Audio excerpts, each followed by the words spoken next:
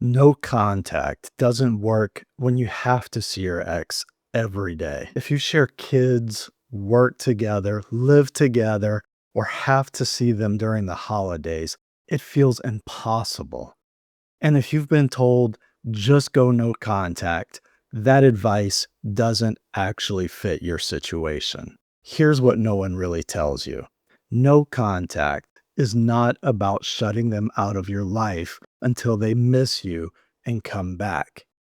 The real point of no contact is to create enough emotional separation for clarity.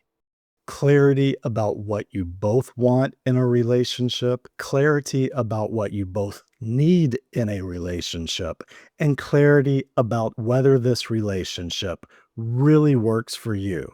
So, in this video, I'm showing you the no contact strategy that works even when you have to see them, how to decode what their actions really mean about your relationship, and the exact signs that tell you if you really have a future together. Now, let's start with why everyone's advice fails you. Most no contact methods are designed for people who can disappear, unfollow, block, move out, and never cross paths with their ex again. But if you have kids together or share a workplace or maybe still live under the same roof, then you can't just disappear. And every time you see them, your stomach drops, your chest tightens, and it feels as if you're about to get them back and lose them all over again. Now, research shows that the more contact you have with an ex after a breakup, the more anxious and worried you become. And that's because your attachment system stays switched on, which in simple terms means you're getting constant micro hits of them, seeing their face at school drop off, hearing their voice in meetings, passing by them in the kitchen, and every small interaction becomes something that triggers you. You find yourself hyper focused on them, maybe obsessing over every interaction. They smiled, they were cold, they texted about the kids with a heart emoji, and all of that causes your mind to start spinning out of control as you try to unravel what it all really means. Now, because you can't avoid your ex and you can't really make sense out of what they are doing, you might find yourself slipping into shame, bargaining, or overcompensating when you do see them. And just know that that's okay. That would happen to anyone in your situation. So here's what you're going to do. Instead of trying to go cold turkey on someone you share a life with, you're going to use emotional no contact. Think of this as sticking to business, not cutting your ex out of your life, but completely cutting out their access to your emotions, which is really the point of no contact. Now, here's what that looks like when you can't avoid them.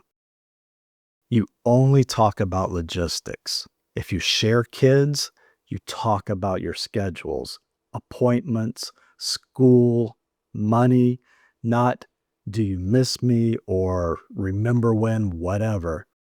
If you work together, you talk about projects, deadlines, clients, no venting, no late night emotional pouring your heart out to them.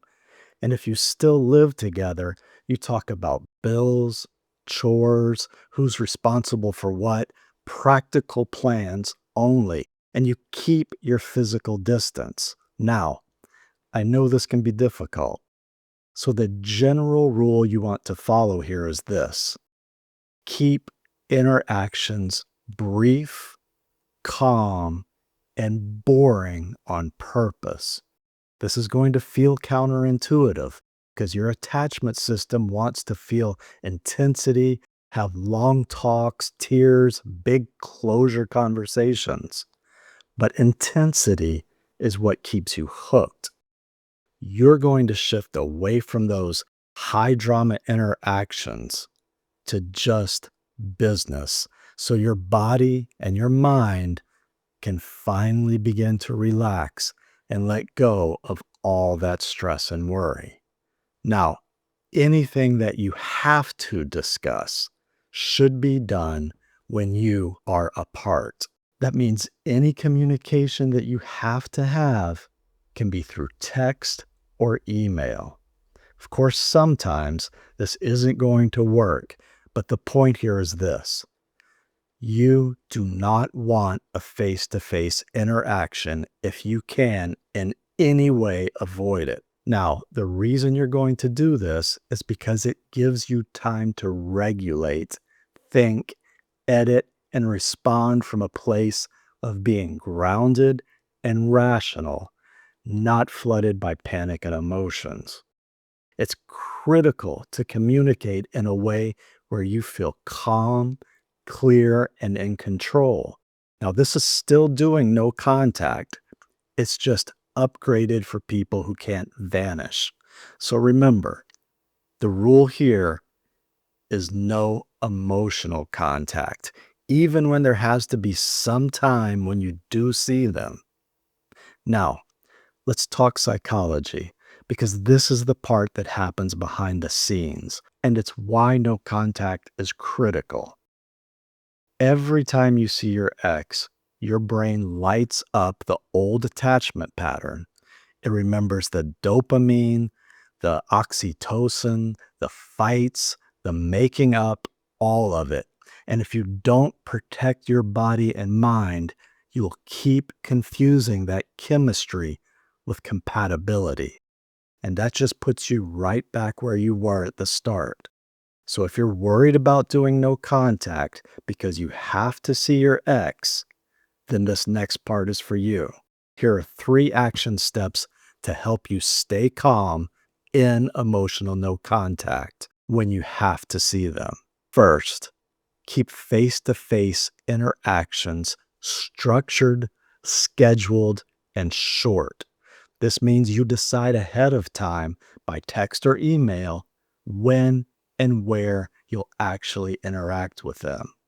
Then you keep those interactions brief and do not talk to them about the relationship, the breakup, or any feelings that you have.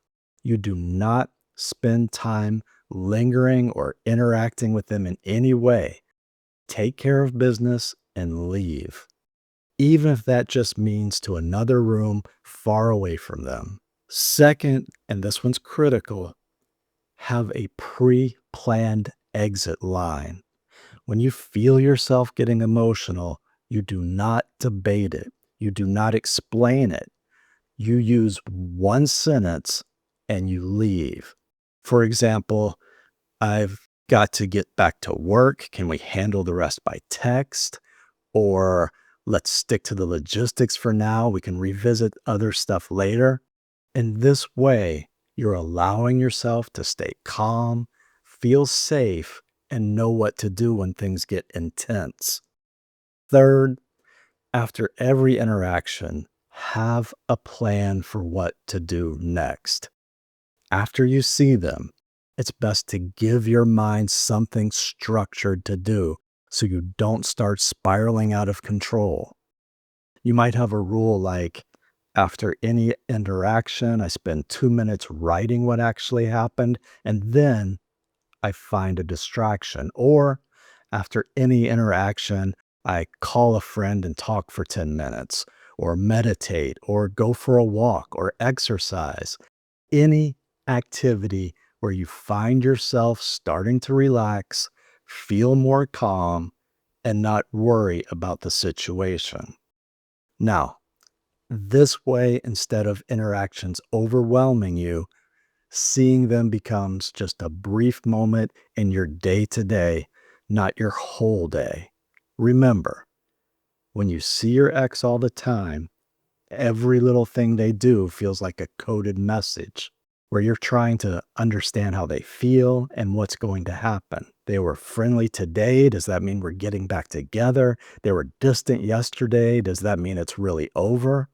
So here's what to do right now so you can stop second guessing and get some clarity. I want you to ask yourself 3 questions and answer them as honestly as you can. One, what have they done consistently over the last few weeks when you've actually had to see them? At pickups, at work, around the house, not just on their best, friendliest day. Because one warm conversation in the kitchen, one nice joke at work, or one gentle co parenting moment cannot erase the weeks of them being cold, short with you, or acting like you don't exist.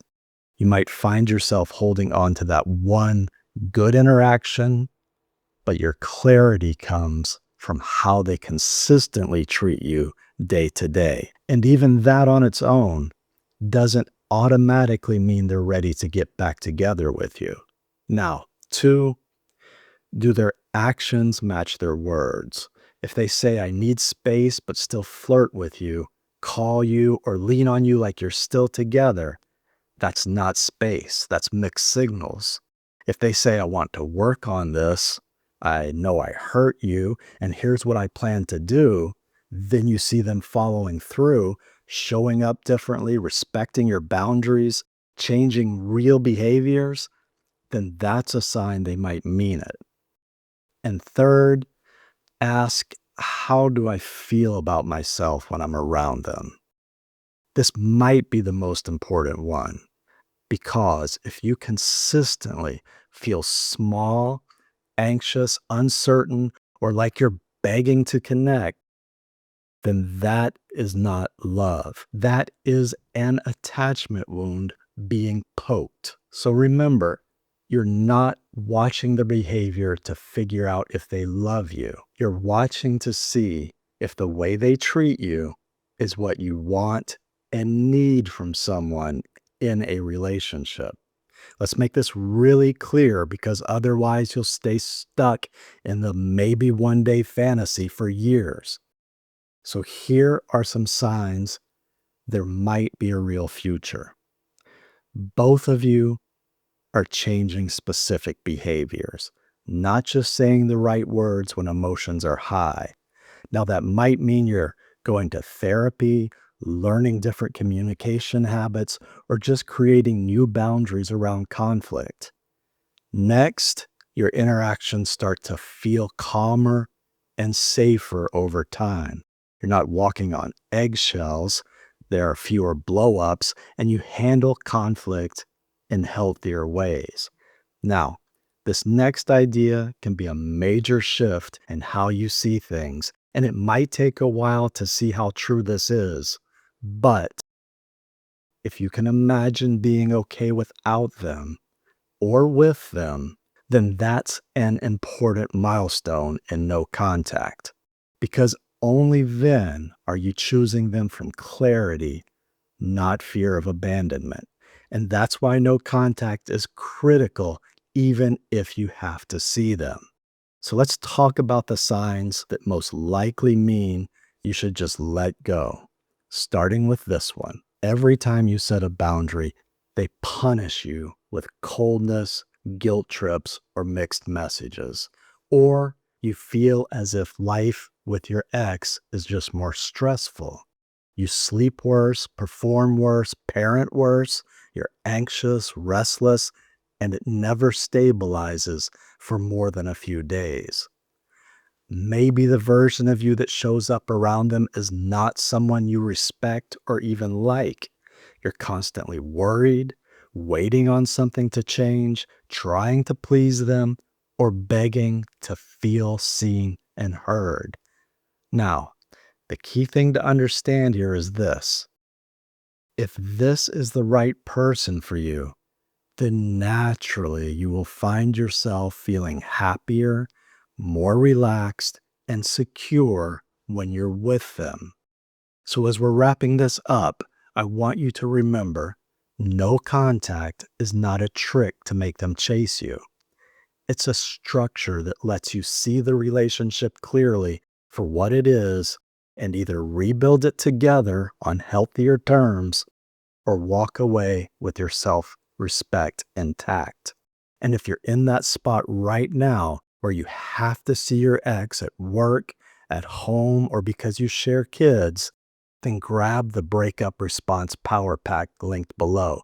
Because the hardest part isn't knowing what to do, it's staying consistent when your emotions are all over the place. Now, if this helped you in any way, let me know in the comments and then dive even deeper by taking the next step and watching the video linked above, because you don't want to miss it. And I'll see you there.